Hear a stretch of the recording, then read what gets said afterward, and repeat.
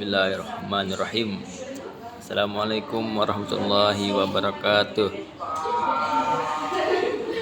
Hamdan wa syukurillah, amma ba'. Pertama marilah kita panjatkan puja puji syukur kita atas kehadirat Allah Subhanahu wa taala, yang mana berkat beliaulah kita masih diberi kesehatan dan dalam Islam. Kedua kalinya salat serta salam tak lupa kita aturkan kepada Nabi Bina Alam, yakni Nabi Muhammad sallallahu alaihi wasallam. Baik, sebelumnya perkenalkan nama saya Alzam dengan NIM 123101117 kelas 2D.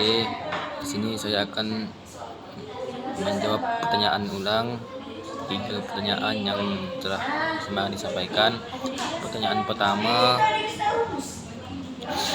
apa makna sebenarnya dari konsep ilmu dalam konteks pendidikan Islam? Dalam sebuah konteks pendidikan Islam, konsep ilmu memiliki makna yang sangat penting. Ilmu dalam pendidikan Islam ini merujuk pada pengetahuan umum, tapi juga mencakup pengetahuan agama, hukum, filsafat, pendidikan, dan lainnya. Ilmu pengetahuan Islam ini bersifat universal serta terbuka dan dapat memberikan suatu solusi terhadap berbagai masalah yang dihadapi. Selain itu, dalam pendidikan Islam, ilmu juga mencakup berbagai kajian normatif agama Islam yang dikembangkan oleh sarjana Muslim untuk memperoleh pengetahuan atas kebenaran agama. Ini menunjukkan bahwa ilmu dalam konteks pendidikan Islam tidak hanya terbatas pada pengetahuan umum, tetapi juga mencakup pada aspek-aspek keagamannya juga. Pertanyaan kedua, apa perbedaan utama antara filsafat pendidikan Islam dan filsafat pendidikan Barat? Dalam konteks pendidikan, perbedaan utama itu dari segi pembelajaran, seperti filsafat pendidikan Islam cenderung didasarkan pada pemikiran mendasar yang melandasi atau mengarah pada proses pendidikan Islam, sedangkan filsafat pendidikan Barat ini memiliki tipologi yang berbeda dan memiliki pemikiran yang berbeda pula. Selain itu, dapat pada sumber-sumber utamanya yang menjadikan landasan bagi kedua filsafat pendidikan tersebut. Di pendidikan Islam cenderung mengandalkan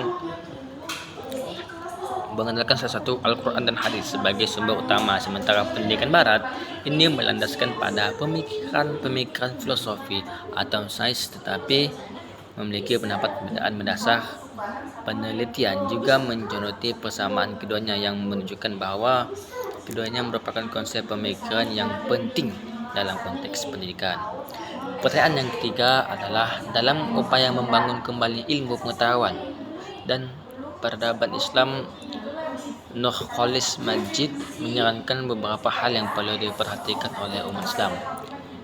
Adapun beberapa poin. Yang pertama, membangkitkan kembali etos intelektual Islam klasik dengan keyakinan bahwa ilmu pengetahuan itu bersifat universal. Kedua, membangkitkan kembali etos kemanusiaan dengan sifat percaya kepada manusia dan kekuatannya, karena ini merupakan dasar kosmopolitisme dalam masa lampau. Ketiga, pandangan optimistik dalam positif terhadap alam, seperti yang telah dijelaskan dalam Al-Quran bahwa Allah Subhanahu wa taala bahwa alam ini baik dan berguna. Yang keempat, perlunya dikembangkan beberapa nilai asasi lainnya seperti kreativitas ilmiah, kebebasan berpikir, pendapatan, serta berbicara agar bisa mengembangkan sikap demokratis dan bisa menghargai pandangan yang sangat berbeda. 5. Berpandangan jauh ke depannya berdasarkan iman kepada Allah Subhanahu wa taala. Mungkin itu saja yang dapat saya sampaikan, kurang lebihnya saya mohon maaf, karena yang salahnya datang dari saya sendiri, yang benarnya datang dari Allah Subhanahu wa taala. Wabillahi taufiq. Assalamualaikum warahmatullahi wabarakatuh.